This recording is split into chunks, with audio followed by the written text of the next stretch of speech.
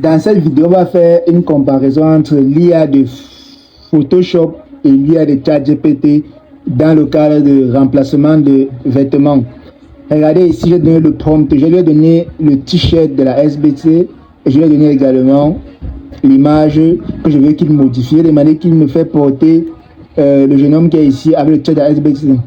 Voilà le rendu. Le rendu est propre, mais on peut se rendre compte que le logo de la SBC n'est pas totalement respecté. Et même le visage ne ressemble pas à celui original. Si vous voyez le visage original de la personne, c'est différent.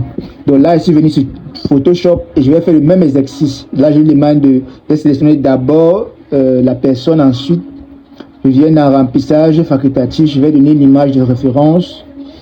Je sélectionne l'image du t-shirt que je veux qu'on travaille. Et là, je vais dire que remplace la chemise par le t-shirt de la SBC. Et là, en général, on voit le résultat. On verra si l'IA de Photoshop a un rendu plus réaliste comparé à l'IA de ChatGPT. Voilà ce que Photoshop m'a donné comme rendu. C'est vraiment dégueulasse. Je ne sais pas si c'est moi qui t'appelle mauvais prompt, mais j'ai préféré demander à Photoshop de me donner simplement un t-shirt blanc.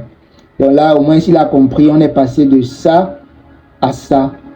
Et à partir du t-shirt blanc, maintenant, moi, je suis parti sur FreePic ici pour augmenter la qualité. Donc, j'ai upscale la qualité de l'image. Et après, j'ai dû travailler l'image, comme vous pouvez le voir, pour mettre le logo. Et d'abord, il désaturé d'abord pour enlever l'arrière-plan. Ensuite, j'ai mis le logo naturellement à la bonne vieille méthode. Donc voilà un peu mon avis. Vous voyez que l'IA n'arrive pas à faire le travail de graphiste jusqu'à présent.